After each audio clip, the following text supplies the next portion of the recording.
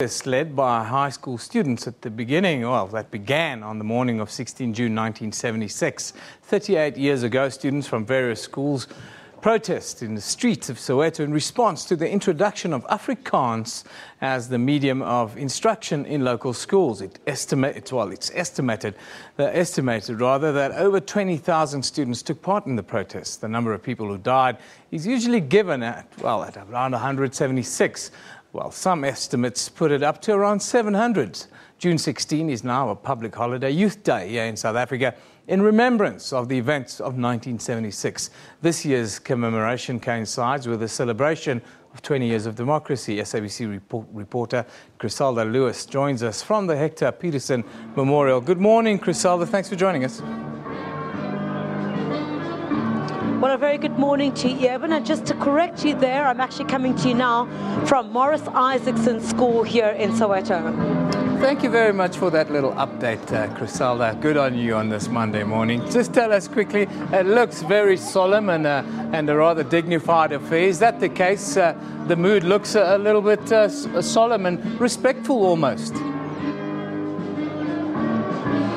Well, yeah, but there's certainly a hive of activity here in Soweto. Well, activities got underway at 7 o'clock this morning, where you had the Gauteng provincial government having a wreath-laying ceremony at the Hector Peterson Memorial. And also, at this moment, there is an unveiling that is taking place, the launch of a memorial acre, which is taking place not too far from here, just part of the activities that are taking place here in Soweto. Where I'm standing at the moment, this is where Metro FM will be having its Walk of Freedom. It's in its 4th year this year. Basically, Metro FM saying that they want to get involved and get youth to be involved about what happened 38 years ago here in Soweto. Also, 5FM and Kwala FM are also broadcasting here from Soweto. So really, the SABC at the forefront of this commemoration 38 years later. But now, joining me to chat a bit more about what is taking place here in Soweto at the moment, if I can ask Criselda Kananda to join me here at the moment. Criselda, thank you very much for joining us this morning. Well, it's in its 4th year. We're looking at the Metro FM Walk of Freedom. Tell us the significance, as somebody that young people look up to as well. What's the significance of this this walk this morning? Before I even respond to that question, I've always wondered what it would be like for Criselda Lewis to be introducing Criselda Kananda. Now, the significance, earlier on I was asked, if you were to meet June 16 youth, what would you say today? And for me, the word that comes out alive is thank you. Thank you, thank you, thank you. We look back now, we look at our 12-year-olds and 17-year-olds. They would not have been as brave as those young people were. Earlier on, as we were laying wreaths at the Hector Peterson Memorial, we heard when they did the roll call.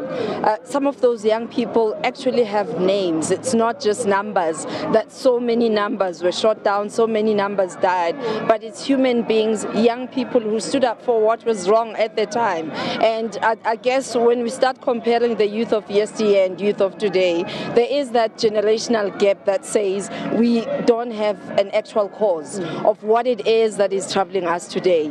Today we're fighting with the battle of the soul. Where do you even begin trying to restore a soul that was never there? And looking back to the circumstances at the time when they had to stand up for a system that was discriminatory, a system that was apartheid. It was just, you look at what they had, they only had a stone and the will. And that's all they had. And today we have so much access, so much information. We have freedom of speech. We can, we can bring a person down using Twitter, Facebook, and those things were not there at the time. And yeah, all we can say is just thank you. Certainly, you've alluded to the fact that there are many different challenges at this point in time. But do you think perhaps the youth understand what happened back then? Do you think there's an appreciation by the youth of today? I mean, we've seen so many of them out here to walk this path that those those brave youngsters did in 1976? I think the importance of initiatives such as this help to instill that sense of importance. Why is it important for us to keep commemorating this day? Is exactly what you've just asked, because in order for us to know where we're heading, in order for us to know why we're here, we need to reflect back on where we come from. In order for us to appreciate today, we need to understand how we got here. And initiatives such as these help us to relive, to retrace, to relearn what happened then, in order for us to look back and say, actually, we're lucky to be born now. Criselda Kananda, thank you very much for joining us this morning. Criselda Kananda was also with Metro FM. They're all here to participate in this Walk of Freedom, to remind the youth of what happened back there in 1976. Evan, I'm going to hand it back to you in studio now.